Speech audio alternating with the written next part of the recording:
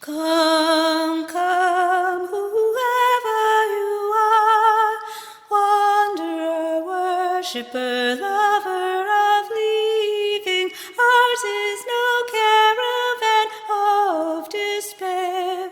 Come, yet again come. Come, come, whoever you are, wanderer, worshipper, lover of leaving.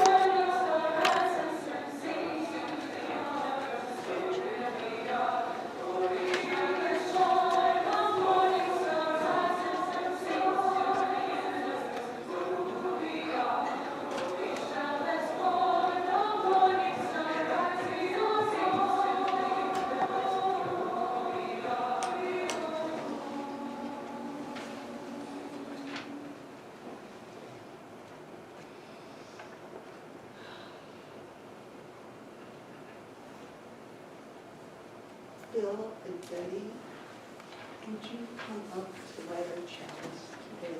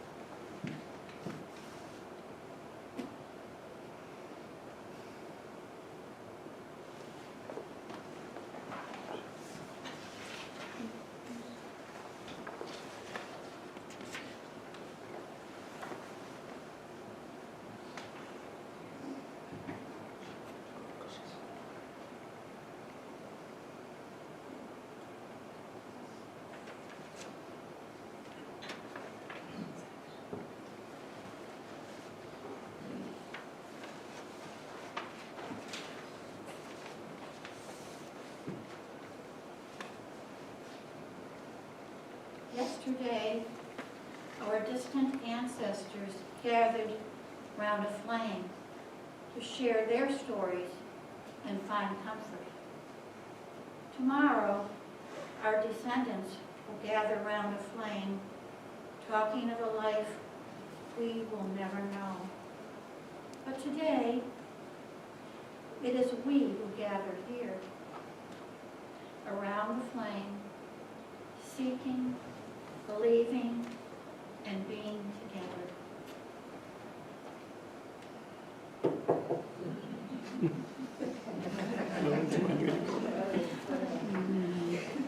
We were going to have a big flame. It was farther away than it looked. Here we are.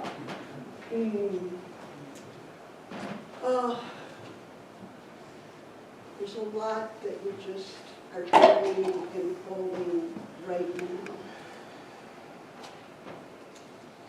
And it seems like this idea of mine that I read in the 30 Days of Love that the UUA has been sending out had a body scan meditation. Feels like a good time. I invite you into a body scan meditation. You may close your eyes or let them rest low as you wish. Settle deeper into your body, into this moment. Focus your attention on the parts of your body which are closest to the earth. Scan upwards. Scan your attention upwards.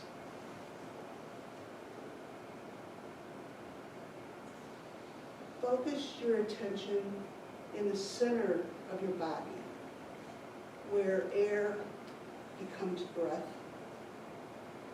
where what is not you becomes you, where the link between blurs in a flow without ceasing. Scan your attention slowly upwards. Focus your attention at the top of your body, where feeling becomes thought, and thought becomes action, where action begins to change the world.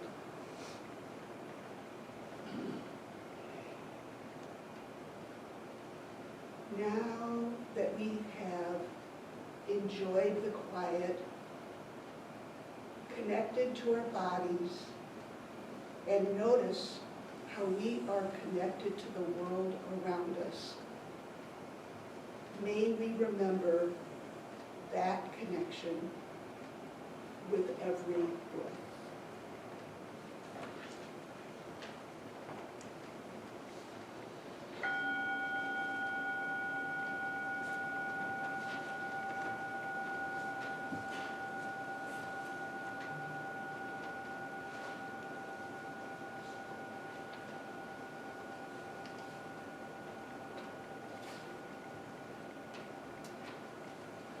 Thank you.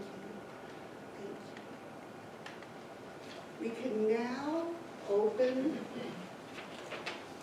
our hymnals to reading 568.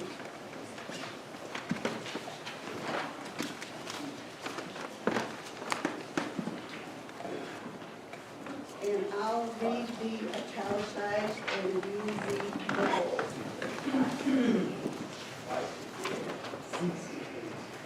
568.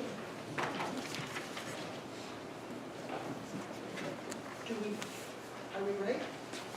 Okay. I will start. Connections are made slowly. You cannot tell always by looking what is happening. More than half the tree is spread out in soil under your feet. Penetrate quietly as the attention, penetrate quietly as the earthworm that blows no trumpet. Fight persistently as the creeper that brings down the tree. Spread like the squash plant that overruns the garden. Gnaw in the dark and use the sun to make sugar. Weave real connections. Create real nodes. Build real houses.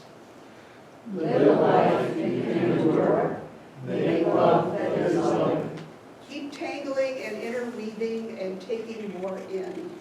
A thicket and bramble, wilderness to the outside, but to us, interconnected with rabbit runs and burrows and lairs.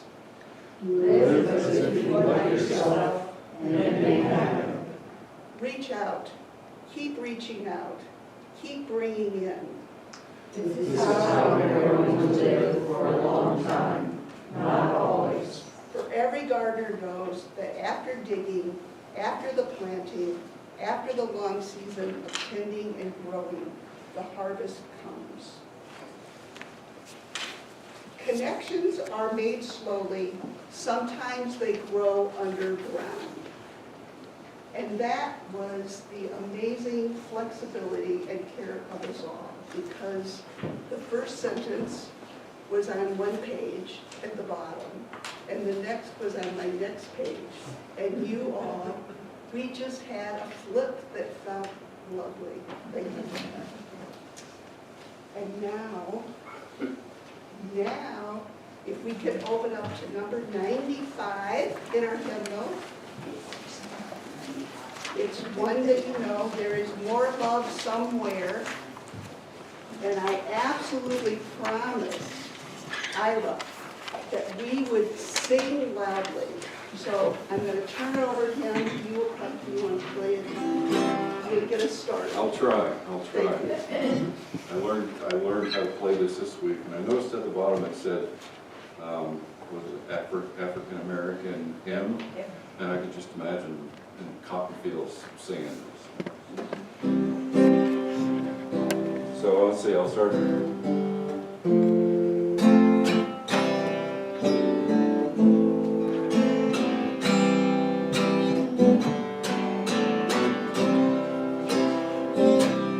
There is more love somewhere. There is more love somewhere. I will keep on till I find it. There is more love somewhere.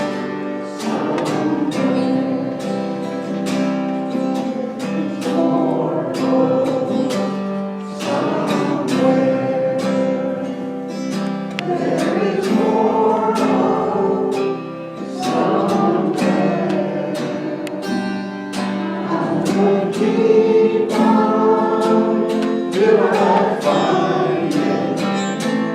There is more hope somewhere. There is more peace somewhere.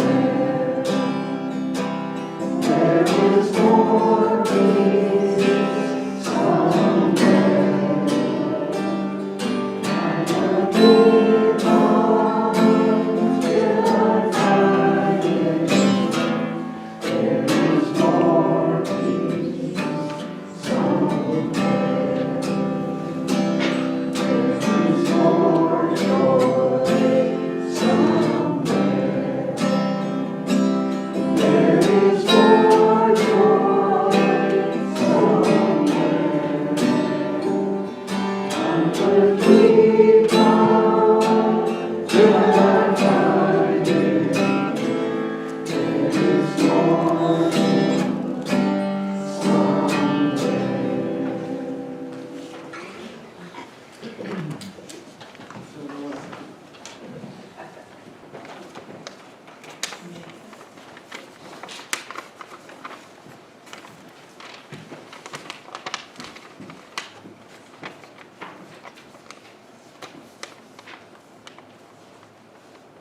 This is called Together in a Sacred Space, and I'll read the bold, and you can read the italicized. In this sacred place, we need not be alone. We seek a listening ear, a warm heart, open arms. In this sacred place, we join together against the waves of negativity and oppression in our world. We are a community of individual beings, living our own lives, yet coming together now and then in joyous celebration of spirit and one another. Our differences do not divide us, rather they are our source of interest and discovery. We need not think alike to love alike. Here, joys are shared and sorrows are comforted. We are seen and heard and believed. My passion overflows, our hearts reach others. We are a gathering of like-hearted people, and here our hearts are filled. We hear the wisdom and counsel of one another. We have much to learn from each other, so many different colors of truth and ways to us. In this sacred place, may we find what our spirits desire and what our spirits need. May we be grounded in love and sharing. In this sacred place, may we find acceptance and consideration. May our actions and words echo what we have learned. Thank you.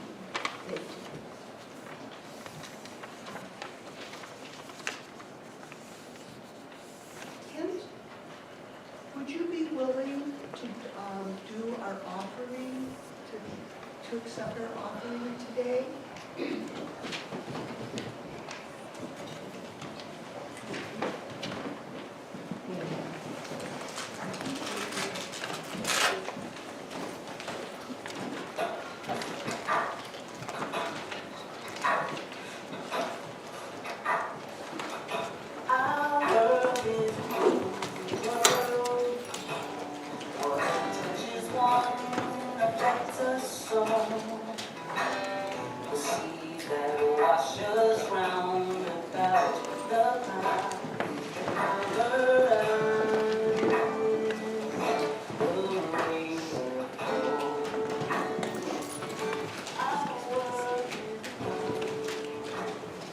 We have the Tishka.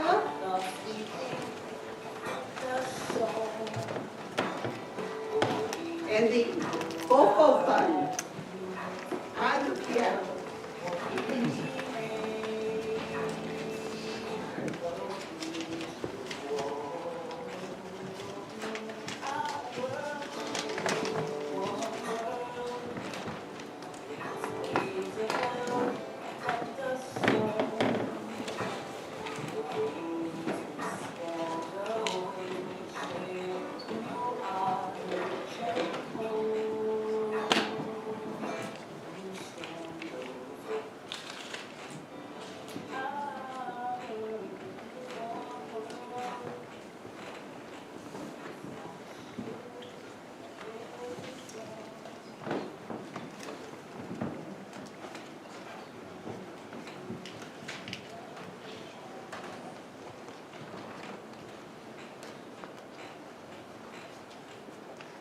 Thank you, thank you, thank you.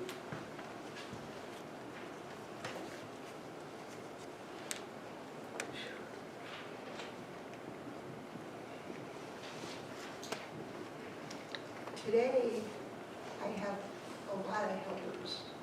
We all came together. Wisdom coming in many voices, with many voices.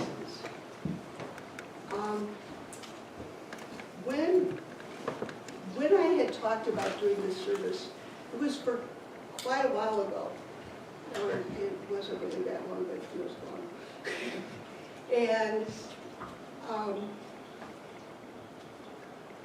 And this has gone through many renditions, in conversations with others, within my own self, and but the seed was planted when Dale shared a story about a yearning for the Lord's Prayer. And that started me thinking about those things, all those voices, all the wisdom from all the kind of faiths and what it is we each bring here. And then I went to something that touched me in the Lord's Prayer, was learning from one of my Sufi teachers the Aramaic version of the Lord's Prayer and the translation of that. And I'll go back to that. But before that, it became clear that our prayers are reflected in many kinds of pathways. Some are spoken together and shared, some are very silent. And each week, in however it is we show up here, it feels like a prayer. It feels like we learn that something that touches us, we get to hear about with each other. And what we share week after week in our sweet conversation is some of our knowledge, some of our wisdom, some wisdom that's touched us. And together we create a vessel that we get to hold it all. There's not a way. It's always. And together we get to honor and learn and open up. I've learned a lot.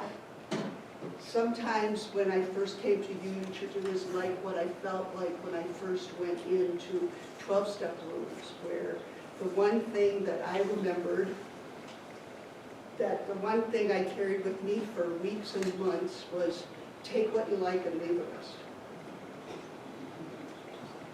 The interesting thing in that is over time, I began to look at what it was that I didn't like and why that might be. And so today, as I was thinking about this wisdom, as I was thinking about the Lord's Prayer, as I was thinking about versions of it, I wanted to invite some folks. And what I said to them, we're going to hear from Laura Farnsworth, we're going to hear from Deb Ball, and we're going to hear from Dale Houlton, vis-a-vis Brenda Wright. And what I said in terms of the phone calls that came was, I want to do this service on wisdom comes in many voices, and I would be interested for you to share something that, what taps that. And so without further ado, Laura, would you start by sharing?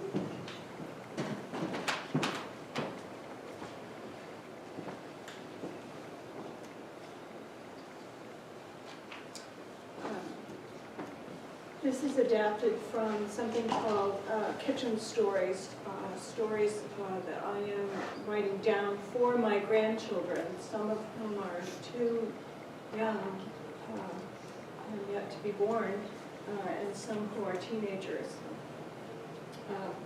Here's the one I'm sharing with you today. Part of the UU Covenant states, UU's pledge to learn from one another in a free and responsible search for truth and meaning, embracing diverse perspectives with curiosity, love, and respect. Let me share a story with you that unfolds across my lifescape and cultures. My southern granny, Laura, was born in the 1870s, when the Civil War was still a fresh scar on the land, a scourge impacting life in both North and South. She was 78 years old when I was born, and I am her only namesake. By the 1950s, Granny Laura had become feeble, and thus she lived with her adult children. While she snapped beans and my mother canned, she told stories about princes and princesses. My mother urged me to listen, but I had Disney books, and Granny's stories didn't measure up. It's a miracle I remember anything at all, but I do. I can also imagine, research, and construct reconstruct a family history full of powerful people and others who found ways to speak truth to power. People who were the authors of oppression and those of us positioned to resist any and all kinds of oppression. While Granny and my mother recited and reaffirmed our Southern family's oral history, from feudalism in Scotland to the shores of South Carolina in the 1700s, and throughout the origin and spread of Presbyterianism, I colored Cinderella paper doll gowns at the kitchen table. As they recited, they would pause at a notable person's, a notable ancestor on the tree to tell that person's story. One snippet, just to put you in that 1958 kitchen, is this. She took his children, her children, and their children down through the tunnels to the sea, where her father's navy rowed them to safety, and then, when the skirmish was over, rowed them back again. Now I'm in 3rd grade, and at school we sing Row, Row, Row Your Boat. And when we did, the castle tunnel story slammed back into my head. Where were they going? How did they know it was safe to return? And then the summer I turned 10, I was given a cedar rowboat to use to explore West Cove on Mattawamkeag Lake. As I rowed, the castle tunnel story surfaced again, and muscles aching, I imagined myself rowing this boat full of people to a place of safety. Many years later, married and the mother of 2, I bought our first cell phone. It was the size and weight of a cement block. I made my first call from our camp deep in the woods off Merriman Road in Island Falls. And bam, I thought of that long ago princess with the children and the soldiers going somewhere, the North Sea, seeking safety. There must have been terrible uncertainty. In my Portland, Maine classroom in 2010, I held one of the last parent conferences before my retirement. Across the table sat 2 willowy refugee women. The translator explained that the family had come to Portland to escape religious persecution. Very old Christian sect, very old family. She pointed out the gold threads running through their white headdresses, coded devices for reciting family history from before the Christian era. Those veils held the family names, the history, and the culture through times when the religion itself could not be publicly spoken of or practiced in Ethiopia. Hearing this gave me absolute chills, and also another unexpected trip back to my 1950s kitchen. This regal mother and her sister, in common with my mother and Granny, functioned as conduits from the past to present. For them, storytelling and recitation was a cultural expectation, a woman's social role, and family and religious duty.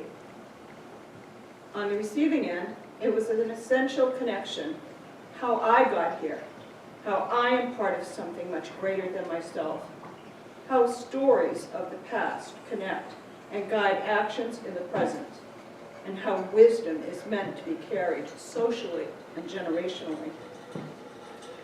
We UU congregants learn so much from one another. My hope is that as we revive the intention of observing UU covenants, we will strengthen and grow our UU family.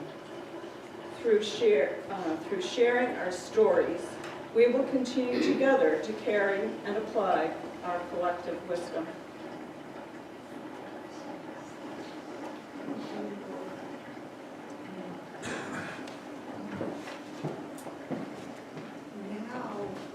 should have heard from Deb Ball.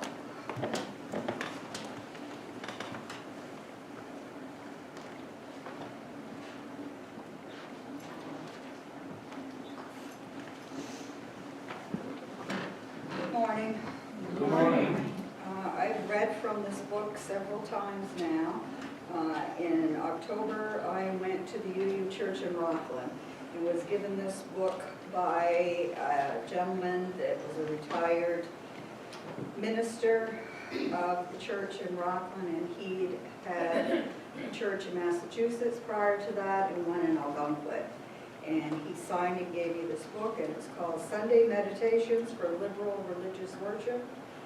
And when Mary Alice called me, I went right to this book and looked through it and found a part of one of his meditations that, to me, fit the bill. And it's called Children Remember. And I'm going to read a part of this. What will our children remember about us? I hope they will enjoy being in church and feel it to be their home. I hope they will meet people who are friendly and welcoming, who speak their names, who affirm them, care about them, and love them. I hope they will sing songs of the gods and goddesses, of the male and female spiritual qualities, of the beauty and majesty of nature, of the reliable warmth of the sun, the resilient bounty of the earth, of courage, goodness, and gratitude.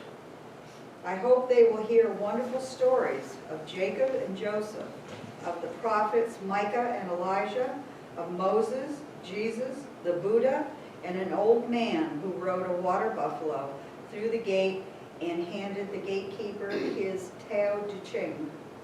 I hope they will learn poetry and wisdom so that when they grow very old and forget all else, they will be able to fill the air with beautiful thoughts. I hope they will remember one or two of us, how we laughed, the way we spoke or used our hands, and the reality of our devotion to the posterity of life and tangibly to them. Thank you.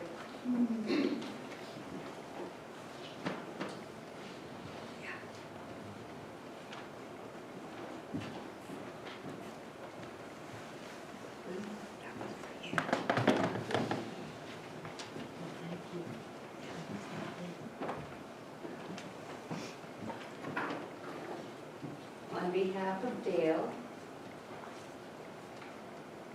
this is a reading from the book of James, chapters 3, verses 13, 17, and 18. Who is wise and understanding among you? Show by your good life that your works are done with gentleness born of wisdom. The wisdom from above is first pure, full of mercy and good fruits, without a trace of partiality or hypocrisy. And a harvest of righteousness is sown in peace for those who make peace.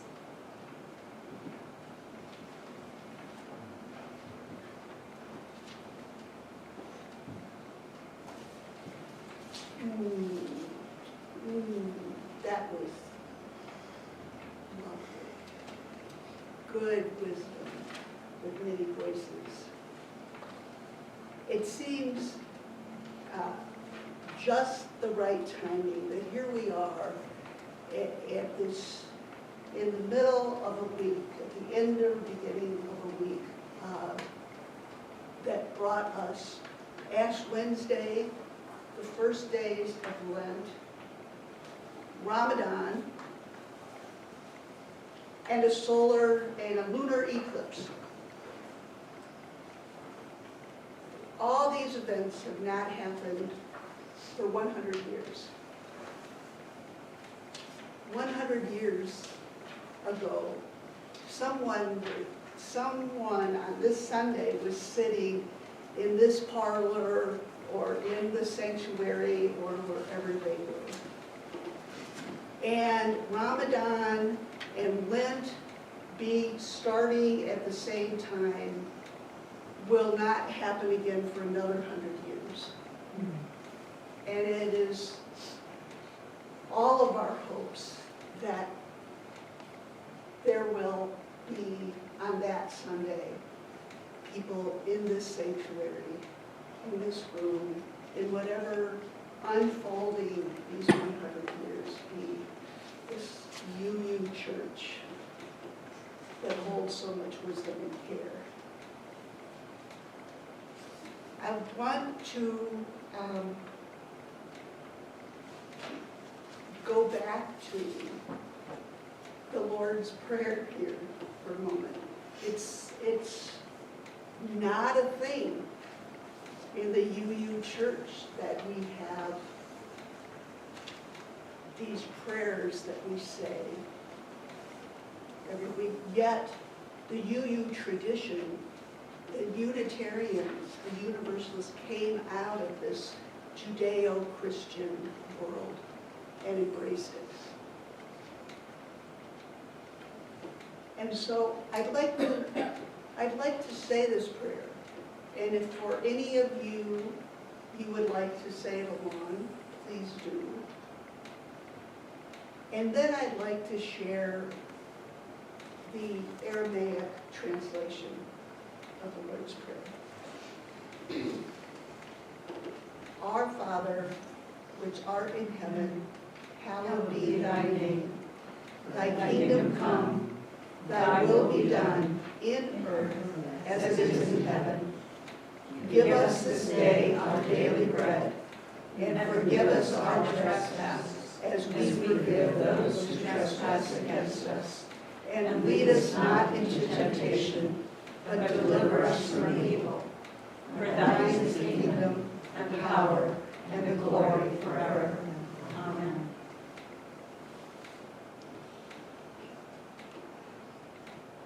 O birther, Father, Mother of the cosmos, you create all that moves in light. Focus your light within us. Make it useful as the rays of a beacon show the way. Create your reign of unity now through our fiery hearts and our willing hands.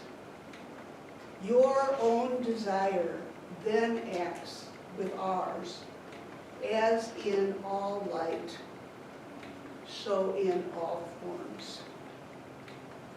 Grant what we need each day in bread and insight, substance for the call of growing life.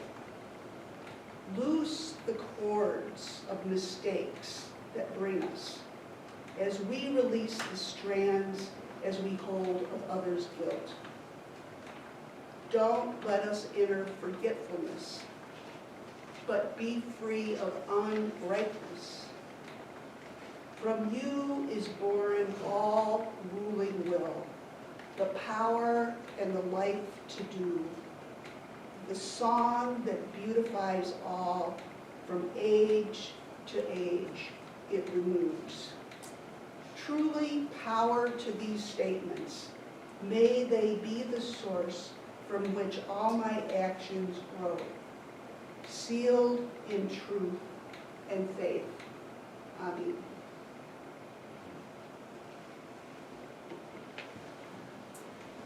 The first line in Aramaic is Abum Damas Maya.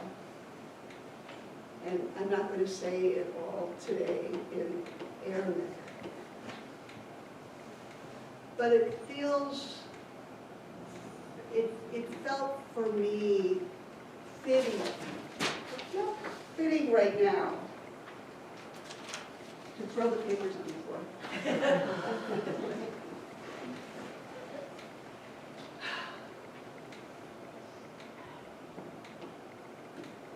It's so precious when we can hold for each other that which is special, that which has meaning.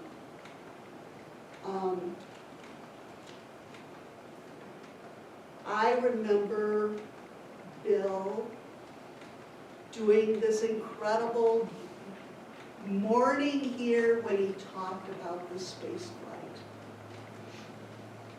Just opening up. We last week had this incredible, a lovely worship time together that came from Stephen's heart and what happened. And that wasn't the first time. We had Stephen sharing about just the majesty of a painting that lifted his heart. Randy and Ira have shared about the mysticism, the loveliness of sound, what sound does. Mary, you have shared so much about your faith path. And and just a couple weeks, we were filled up with Joyce talking about food and love. These are our voices. They are our prayers. Some embedded in deep other faith paths, but we all come together. And that is just the beauty of who we all are. And the wisdom that comes with and in many places. It's been a very full up morning. Our hearts are full. There's sorrow and grief. And here we are. And with that, I'd like to invite Ira back up. And this is also a song that we have sung many times, 414. I think. Do you want to play it through one time, and then we'll all sing? As in Dale's tradition, we're going to listen one time, and then we're all just going to sing one time through as we leave this friendly place.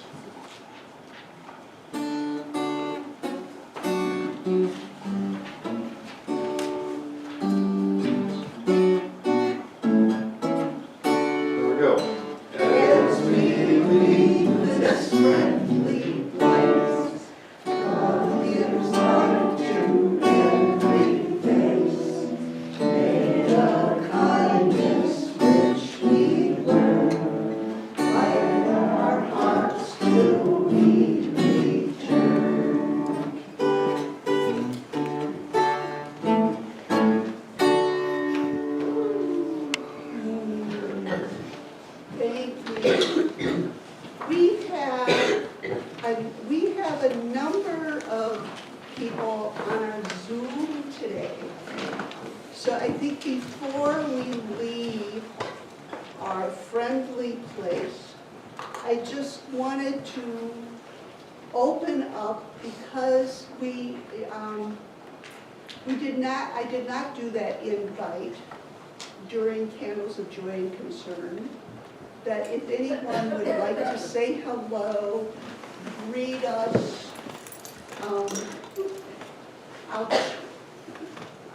I'm turning the camera around so you can all see that they're all on. There they are. Dale, would you like to? Yes, hello everyone.